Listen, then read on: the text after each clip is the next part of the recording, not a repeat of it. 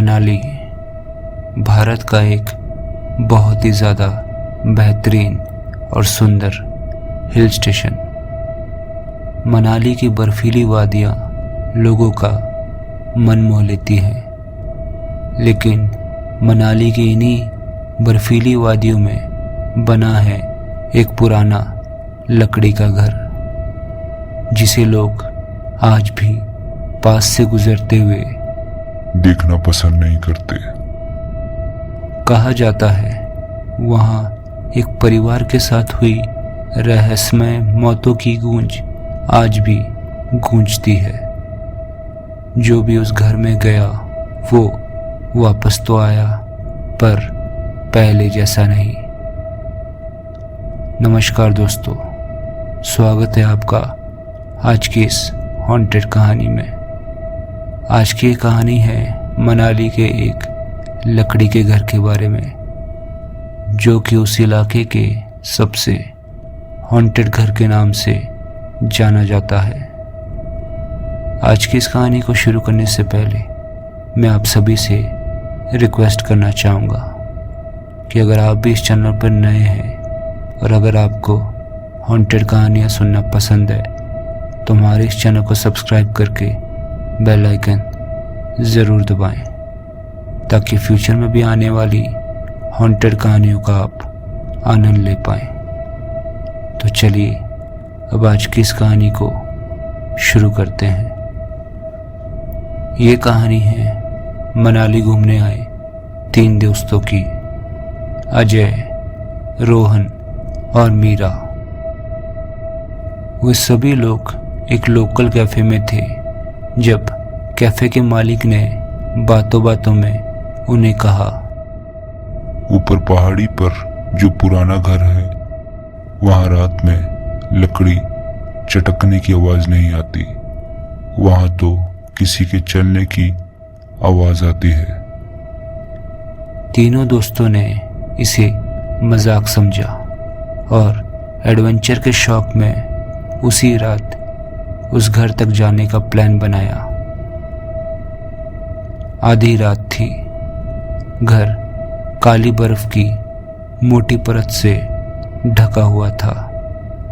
दरवाज़ा हल्का सा खुद ब खुद खुल गया, जैसे वो खुद उन्हें अंदर बुला रहा हो। अंदर घुसते ही मीरा की टॉर्च एक पुराने शीशे पे पड़ी। शीशे में तीनों का प्रतिबिंब था, लेकिन कुछ सेकंड बाद उनमें से प्रतिबिंब में सिर्फ 2 लोग नजर आ रहे थे। मीरा जोर से चिल्लाई, अजय कहाँ गया? अजय वहीं खड़ा था, पर शीशे में नहीं।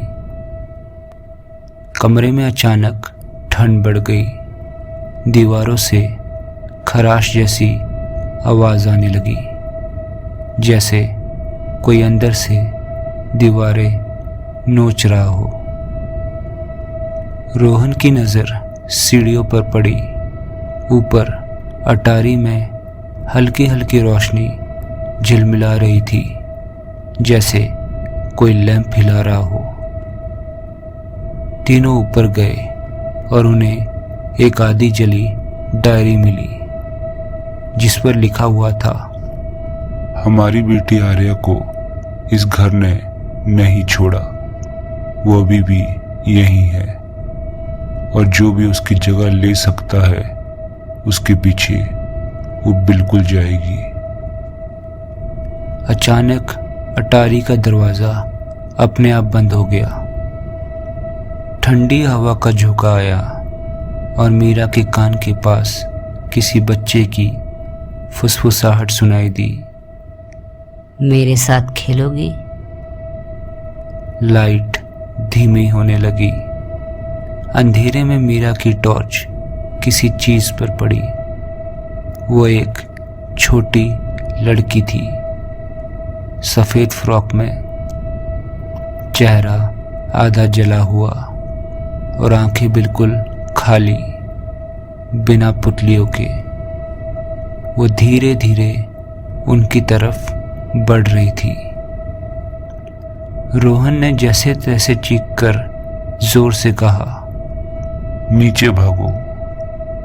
लेकिन नीचे पहुंचकर उन्होंने देखा कि मुख्य दरवाजा गायब हो चुका था।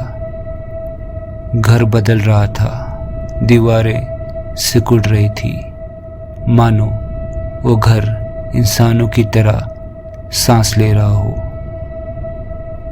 घर के बीचों बीच एक बड़ा हॉल था, जहां पुराने परिवार की सभी चीजें पड़ी थी। दीवार पर एक फोटो लगी थी, उसमें वही लड़की आर्या थी और उसके माता पिता। अजय ने फोटो को ध्यान से देखा और डर से लड़खड़ा गया, क्योंकि फोटो के पीछे लिखा हुआ था, आर्या की मौत घर में लगी आग से नहीं हुई थी, उसकी आत्मा ने पूरे परिवार को जलाया था। तभी पीछे से कांच टूटने की आवाज आई। आर्या हॉल की छत से उल्टी लटकी हुई दिखी। उसके बाल नीचे की तरफ लटक रहे थे और वो जोर जोर से हंस रही थी। अब घर ने उन्हें घेर लिया था। मीरा जहां भी भागती, दीवारें उसी दिशा में बंद हो जाती। रोहन ने बाहर की खिड़की से कूदने की कोशिश की, लेकिन कूदते ही वो वापस उसी कमरे में गिर जाता। घर उन्हें लूप में फंसा चुका था। अचानक आर्या ने अजय को पकड़ लिया। उसकी चीख पूरे घर में गूंज उठी। कुछ ही सेकंड में अजय गायब हो गया, जैसे घर ने उसे निगल लिया हो। डायरी के अंतिम पन्ने पर लिखा था, अगर इस घर से बचना है तो किसी एक को पीछे छोड़ना होगा। रोहन और मीरा एक दूसरे को घूरने लगे। रोहन बोला, मीरा, हम दोनों नहीं बच सकते, तू भाग जा। पर मीरा ने इनकार कर दिया। तभी घर हिलने लगा और आर्या की परछाई उनके पीछे दिखी। रोहन ने मीरा को धक्का देकर चिल्लाया, भाग। मीरा दरवाजे की तरफ दौड़ी। इस बार दरवाजा खुल गया। बाहर पहुंचते ही रात शांत हो गई, लेकिन पीछे मुड़कर देखा तो उस घर की खिड़की में आर्या के साथ रोहन खड़ा था। उसकी आंखें खाली थी। वो अब इंसान नहीं, घर का हिस्सा बन चुका था। कई साल गुजर चुके हैं। मीरा आज भी कहती है कि उस रात के बाद वो एक पल भी बिना डर के सो नहीं पाती। लेकिन असली डर तो ये है कि मनाली का वो घर आज भी वहीं खड़ा है। सैलानियों को लगता है वो बस एक पुरानी इमारत है, पर जो उसके पास जाता है उसे आज भी एक छोटी लड़की की आवाज सुनाई देती है, मेरे साथ खेलोगे? अगर आप भी कभी मनाली जाएं तो उस पहाड़ी से दूर रहिएगा, क्योंकि जो घर एक बार आपको पहचान ले वो आपको कभी नहीं छोड़ता। तो उम्मीद करता हूँ दोस्तों, आज की हॉन्टेड कहानी आपको बहुत ही ज़्यादा पसंद आई होगी। अगर आज की ये कहानी आपको पसंद आई है तो हमारे इस वीडियो को लाइक करके अपने उन दोस्तों के साथ ज़रूर शेयर करें जिन्हें हॉन्टेड कहानियाँ सुनना बहुत ही ज़्यादा पसंद है। तो तब तक के लिए मिलते हैं किसी और रात एक नई और खौफनाक कहानी के साथ।